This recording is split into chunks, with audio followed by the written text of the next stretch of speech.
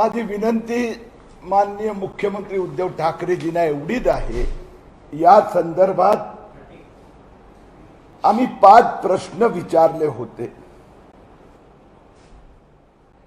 त्या 5 प्रश्नापैकी एकाचंही उत्तर आपल्याकडून आलेला नाही। ही जागा विकत घेण्यामागचं उद्दिष्ट काय?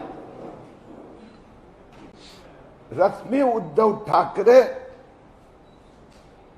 आणि मनीषा रवींद्र वायकरनी ही जागा घेतली, मग त्या घेतल्यानंतर काय केलं हे महाराष्ट्राच्या जनतेला उत्सुकता आहे। गमतीची बाब अशी आहे, या 5 पैकी एकाही प्रश्नाचं उत्तर देण्यात काम तर आमचे मित्र शिवसैनिकांनी ठाकरे सरकारच्या नेत्यांनी केलं नाही। परंतु उत्तर काय आली? माननीय संजय राऊतनी सांगितलं ही शेवटची वॉर्निंग आहे। म्हणून मी सर्वात पहिली आपल्याला विनंती करतोय की संजय राऊत म्हणजे उद्धवजी ठाकरे, शेवटची वॉर्निंग आहे आणि पुन्हा मी आपल्या समक्ष बोलतोय, तर यानंतर आपली भेट आता किती महिन्यांनी होणार? कारण की त्यांचे दुसरे नेते म्हणतात की यांना जेलमध्ये पाठवलं पाहिजे, तर तिसरे नेते म्हणतात त्यांना वेड्यांच्या हॉस्पिटलमध्ये पाठवलं पाहिजे। तर आता उद्धव ठाकरे मला कुठे पाठवणार आणि केव्हा मुक्त होणार आणि पुन्हा आपल्या सेवेत येणार, याबद्दल माझ्या मनात उत्सुकता आहे। भीती दमडीची नाही। संजय राऊत आणि उद्धवजी ठाकरे मध्ये हिम्मत असेल ना, हिम्मत, मी हात लावून दाखवते नाही म्हणत, एका प्रश्नाचंही उत्तर द्या। उद्धव ठाकरेजी मध्ये हिम्मत असेल तर मी विचारलेल्या एका प्रश्नाचंही उत्तर द्या। आज माझा दुसरा प्रश्न घ्या। उद्धवजी ठाकरे, आपला परिवाराचा व्यवसाय काय आहे? माननीय बाळासाहेब बद्दल मी काय बोलणार नाही, कारण की त्यांच्याबद्दल असं कोणी प्रश्न विचारण्याचा स्वप्नात पण विचार केला नसता। बाळासाहेबांनी आपलं पूर्ण जीवन समर्पित केलं होतं। पण उद्धवजी ठाकरे, आपला परिवाराचा व्यवसाय काय? जमीन घेणं विकणं, कन्स्ट्रक्शन करणं, आणि कन्स्ट्रक्शन मध्ये आपले पार्टनर कोण आहे? जरा एखादं नाव तर कळू द्या। मी आपल्या समक्ष आज एक डेटा देत आहे। तो जो पेपर आहे, ते जे डॉक्युमेंट आहे, हे शेवटचं पान जे आहे, ministry of corporate affairs, second last page, ministry of corporate affairs, second last page, त्यात आदित्य उद्धवजी ठाकरे चौथं नाव बिल्डरचं वाचायचं।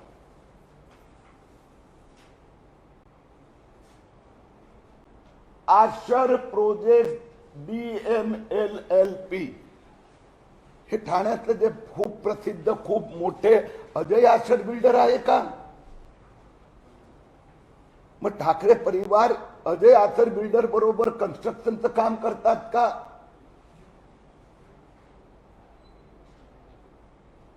महाराष्ट्राच्या जनतेला फक्त माहिती हवी आहे की आदित्यजी ठाकरे, रश्मी वहिनी, मला एक थोडी स्पष्टता हवी आहे की रश्मी जी उद्धवजी ठाकरे, हे एफिडेव्हिट आहे मुख्यमंत्री उद्धवजी ठाकरेंचं। त्यात पान क्रमांक 7 वर स्पाउस म्हणजे पत्नी यांची माहिती दिलेली आहे। ज्या माहितीत मी परवा पण सांगितलं की 40-7-12 उतारापैकी 30 अन्वय नाईकचे आहेत. आपण आता उरलेल्या 7-12चा जरा विचार करूया. जे उरलेले 7-12 उतार आहेत ते जर आपण वाचलं, पान नंबर 7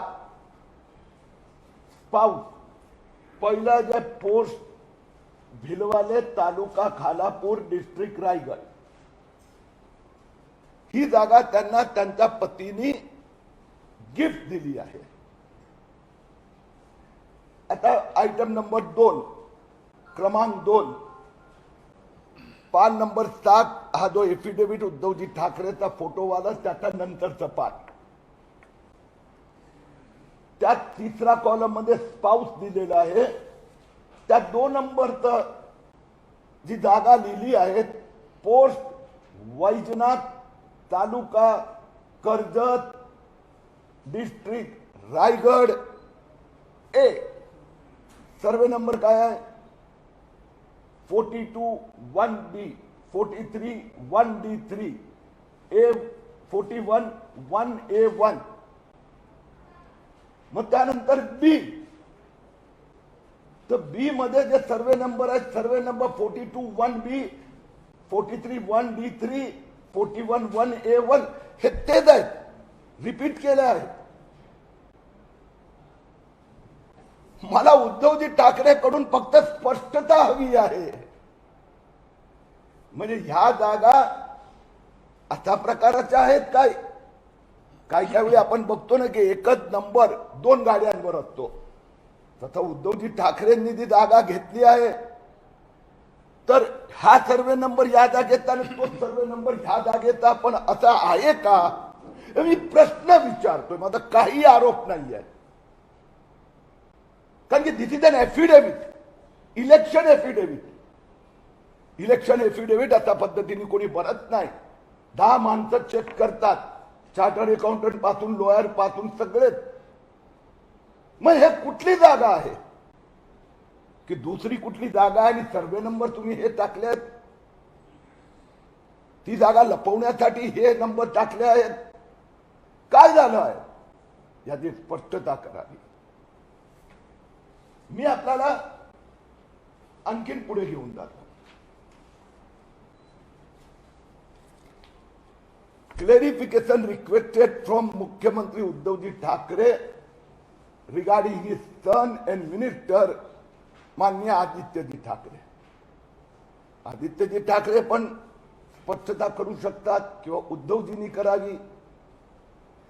आदित्य ठाकरेजींनी त्यांचं जे एफिडेव्हिट भरलं आहे त्या एफिडेव्हिट बघितल्यानंतर कळत नाही की त्यांचा व्यवसाय रिअल एस्टेट बिझनेसचा आहे की काय आहे. मी परवा सांगितलं होतं शिवसेना रिअल एस्टेट कंपनी, जिथे हात घाला पैसे काढा. आता आदित्य ठाकरेजींचं जे एफिडेव्हिट आहे ज्याची मी डिटेल्स कंपनी मंत्रालयाच्या वेबसाईट वरून घेतली आणि त्या वेबसाईटवर जे डिटेल्स आली त्या डिटेल्स मध्ये दिलं आहे hibiscus food LLP designated partner.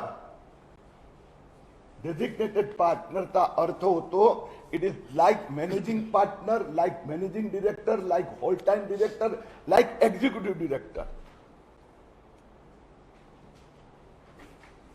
आणि त्या ह्याच्यात मी त्याचं व्याख्या पण तुम्हाला वाचून दाखवतो. As per rule number 2, the limited liability rule 2009, officer of the LLP means officer include any partner, designated partner, employee of the LLP, any person in accordance with whose direction or instruction the partners of the LLP have been accustomed to act, and any person authorized to accept any service on behalf of a foreign limited company, liability partners and partners of such foreign limited. आता Aditya ठाकरेजी hibiscus foods मध्ये पण LLP मध्ये partner, इलिओरा solar LLP मध्ये पण designated partner. Partner झाले केव्हा? 14 जुलै 2015, 14 जुलै 2015, दूसरा कंपनी 26 एप्रिल 2016, डेट ऑफ रेजिग्नेशन 31 मार्च 2020. या दोन कंपन्यांमध्ये जे डेझिग्नेटेड पार्टनर आहेत आदित्य ठाकरे साहेब, त्या दोन कंपन्यांमधून त्यांनी राजीनामा दिला आहे. 31 मार्च 2020 माननीय आदित्य ठाकरेंनी मंत्री म्हणून शपथ घेतली. 28 नोव्हेंबर ना, 28 नोव्हेंबर 2019. मुख्यमंत्र्यांचा सगळ्यांचा एकसाथच शपथविधी झाला, भले 2-4 दिवस पुढे मागे. मग तुम्ही मंत्री पण होतात आणि व्यवसाय पण करत होतात. माननीय मुख्यमंत्री, मी मुख्यमंत्री उद्धव ठाकरेंनाच विनंती करतोय की जरा क्लॅश ऑफ इंटरेस्ट आहे का, ऑफिस ऑफ प्रॉफिटचं हिते कुठे अडचण आहे का, हे माननीय मुख्यमंत्री उद्धवजी ठाकरेंनी स्पष्टता करावी. एका बाजूला जमिनीचे व्यवहार चालू असतात आणि त्या जमिनीचं काय करणार, दुसऱ्या बाजूला आता दोन वेगवेगळे व्यक्तिमत्व वायकर आणि ठाकरे हे पार्टनर बनतात. तिसऱ्या बाजूला मोठे मोठे बिल्डर यांच्याबरोबर ठाकरे परिवार पार्टनरशिप बिझनेस करतात. त्या कंपन्यांना मोठे मोठे कॉन्ट्रॅक्ट जातात. चौथ्या बाजूला मंत्रीपदाची शपथ घेतल्यानंतर, पालकमंत्री झाल्यानंतरही आमचे मंत्री महोदय बिझनेस करतात.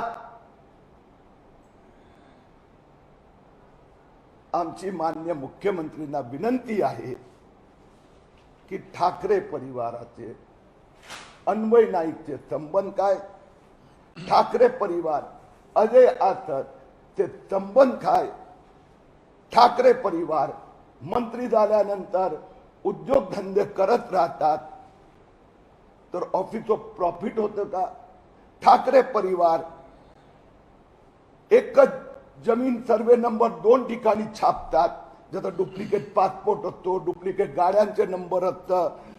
तर असं कोणीतरी मुख्यमंत्रीची फसवणूक केली आहे की काय. ठाकरे परिवार अशाच पद्धतीने खोटे 7-12 उतारा टाकून जमीन लपवण्याचा प्रयत्न करतायत ते काय, असा आरोप होऊ शकतात ना उद्धवजी ठाकरेवर. आणि आमचा मुख्यमंत्री महाराष्ट्राचा, याच्यावर कोणी असा प्रकाराने खोटी शंका घेणं हे महाराष्ट्राला जनतेला आवडणार नाही. आणि म्हणून आम्हाला उद्धवजी ठाकरेकडून ही स्पष्टता हवी आहे की ठाकरे परिवार रिअल एस्टेटचा व्यवसाय करताना अशा प्रकारचं काम करतात का. धन्यवाद.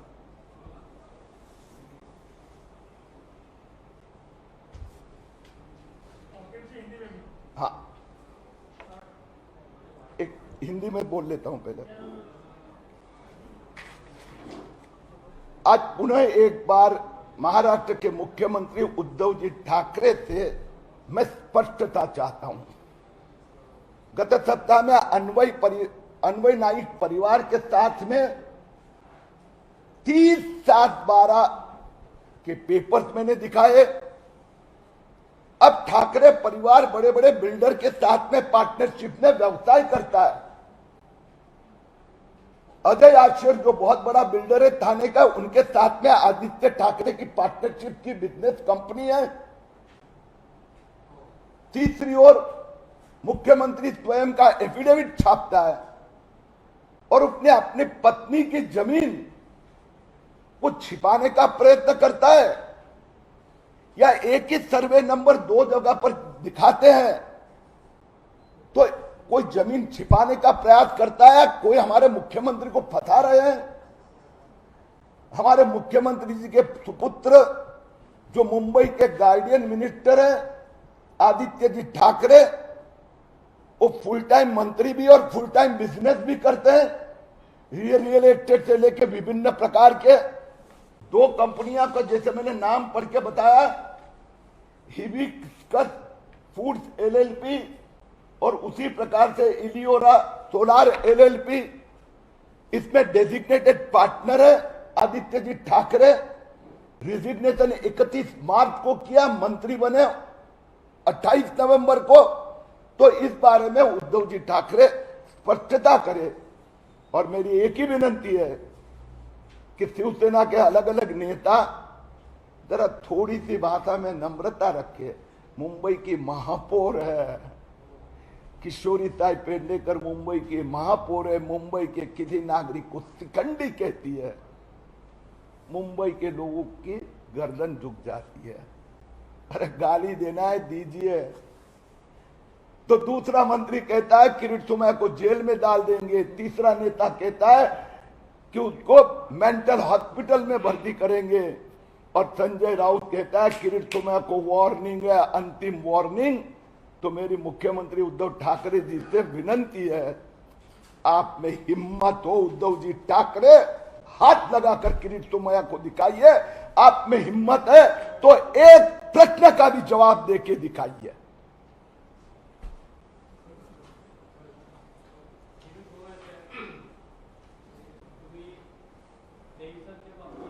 हमारे पाठक जी को भी कुछ कहना है।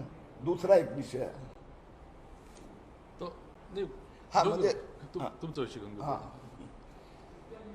एक महीने देतो तुम्हाला नंतर मी भेटतो।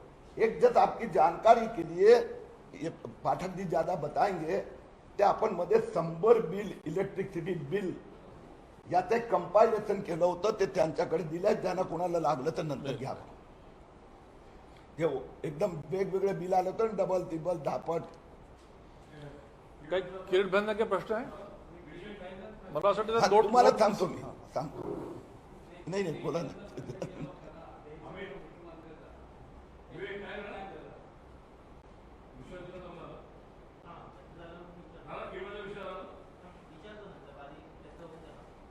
माझा ऊर्जावर आहे। मग ते कंप्लीट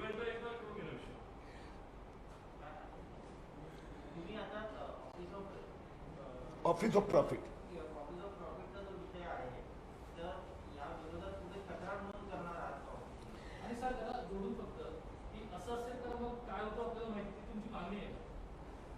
माझी विनंती आहे की मुख्यमंत्र्यांनी या संबंधात स्पष्टता करावी दोन मुद्द्यांवर, की ठाकरे परिवार मंत्री पण राहणार आणि बिल्डिंग कन्स्ट्रक्शन जमिनी विकण्या घेण्याचा व्यवसाय पण चालू ठेवणार का? ऑफिस ऑफ प्रॉफिट हा टेक्निकल विषय आहे, पण I am talking about the leadership of Maharashtra, की महाराष्ट्राचं जे नेतृत्व करते ते परिवार मंत्रीपदावर राहून जमीन घ्यायची, जमीन विकायची, बिल्डिंग बांधायचे, बिल्डिंग विकायचे, सारे करायचे, सारे विकायचे, अशा प्रकारे उद्योगधंदे हे ठाकरे परिवार करत आहे, करत राहणार, करायला हवे। या संबंधी उद्धवजी ठाकरेंनी स्पष्टता करावी, नंबर 1। नंबर 2, सर्वसाधारणरित्या असा एक समज आहे, a person in executive capacity, means I am telling you in a technical, a person in a executive capacity cannot have 2 offices, because as a minister also he is holding an executive post. तो मग मंत्री झालं, शपथ घेतली, त्याचा 1 मिनिटा आधी किंवा 1 मिनिटानंतर रेजिग्नेशन देतात, असं माझा समज आहे। आदित्य ठाकरे वेगळ्या परिस्थितीत असेल, कॅपॅसिटी, पण once again I am going on record की it is a designated partner. तर डेफिनेशन असं आहे, he is like managing partner. तर या संबंधी उद्धवजी मुख्यमंत्रीचा स्पष्टीकरणाची आम्ही वाट पाहू।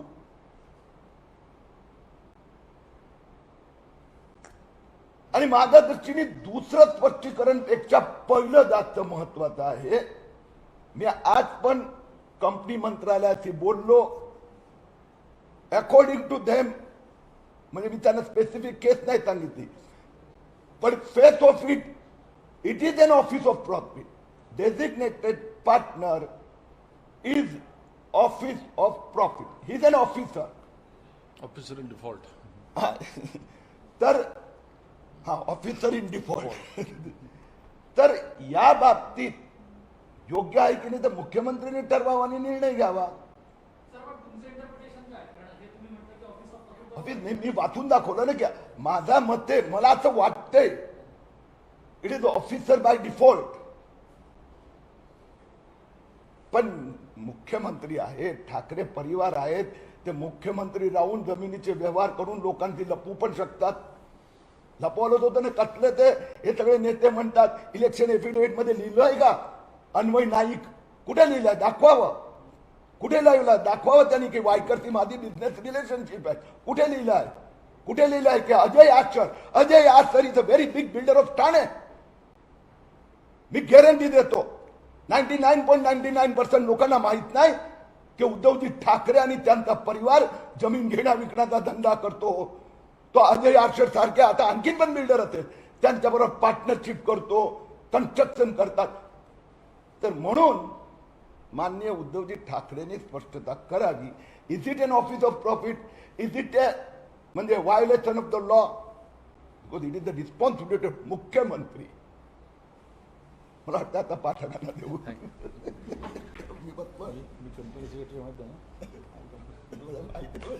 म्हणून तुम्ही शब्द मत दिला ना, म्हणजे ऍक्च्युली कन्सल्टंट म्हणजे कंपनी सेक्रेटरी म्हणून त्याने एकदमच पटकन शब्द दिला. नमस्कार.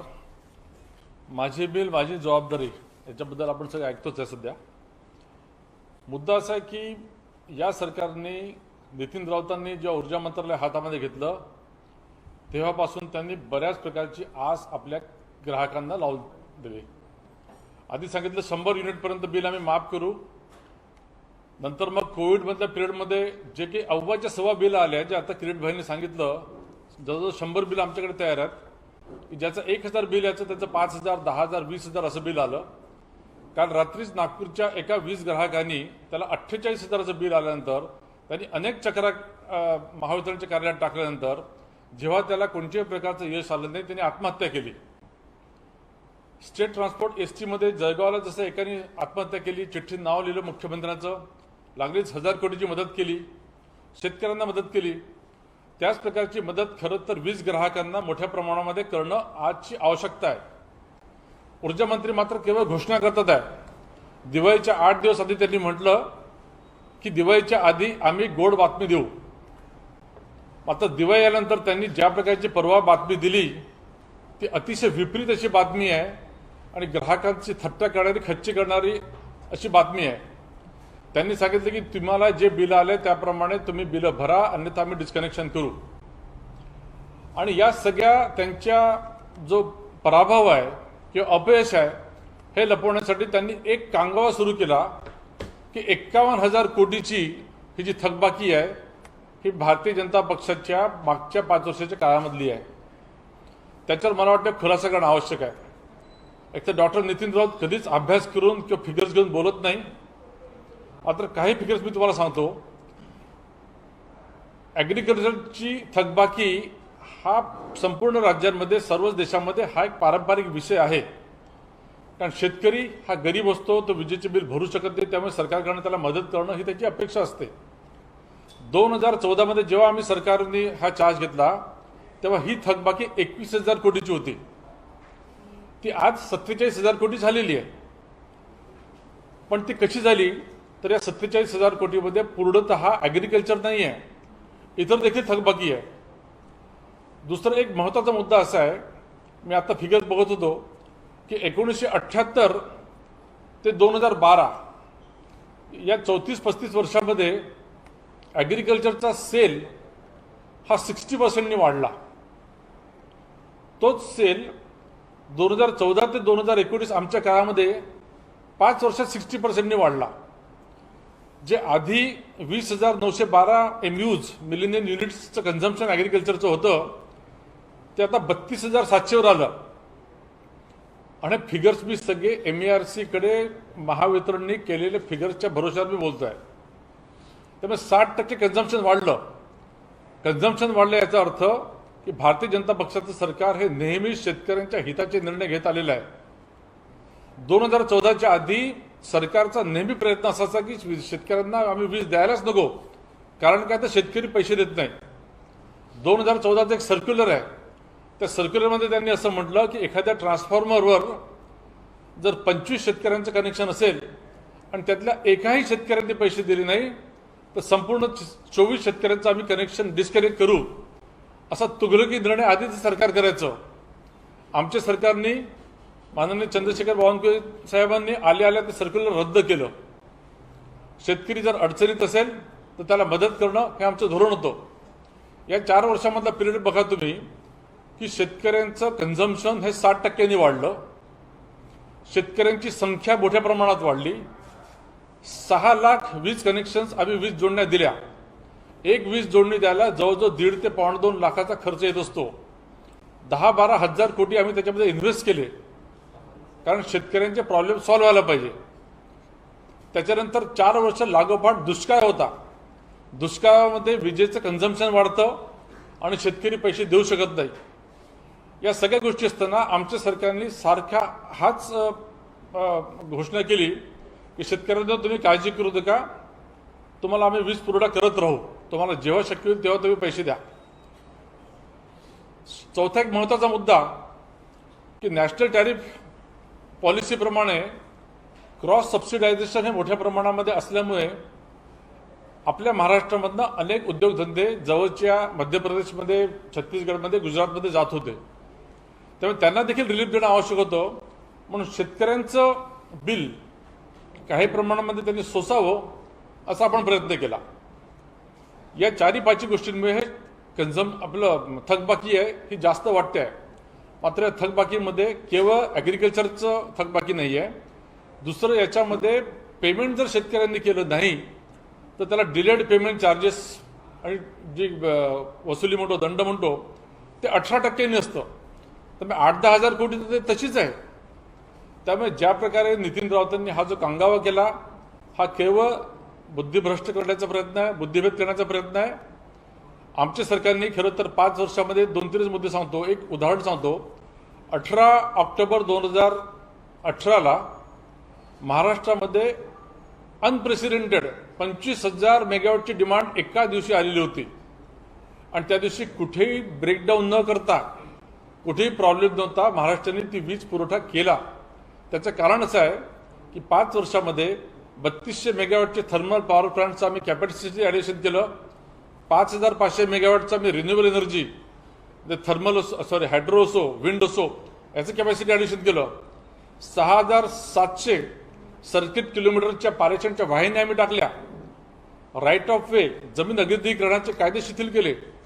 पूर्वी 30% तुम्हाला रेडी रेक्टरप्रमाणे जमिनीचा मोबदला मिळायचा, तो आम्ही मार्केट रेटने दुप्पट दिला. अशा अनेक स्टेप्स आम्ही घेतल्यामुळे खरं तर वीज क्षेत्रामध्ये मोठ्या प्रमाणात एक क्रांती झाली. कधी लोड शेडिंग झालं नाही, कधी आम्ही हातामध्ये कटोरा घेऊन फिरलो नाही. मला असं वाटतं की नितीन राऊतांसारखी व्यक्ती ज्या प्रकारे बुद्धिभेद करते आहे त्यांनी हा बुद्धिभेद थांबवावा आणि माननीय उद्धव ठाकरेंनी त्वरित लक्ष देऊन गरिबांची थट्टा बंद करावी आणि ताबडतोब यांना 6 ते 7 हजाराचा महावितरण कंपनीला मोबदला द्यावा.